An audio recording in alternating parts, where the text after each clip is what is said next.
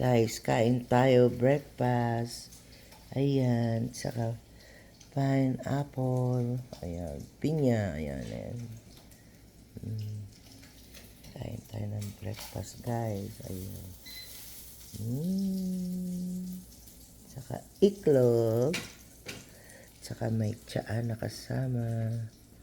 Ayan. Green tea. Ayan. Kain na, guys.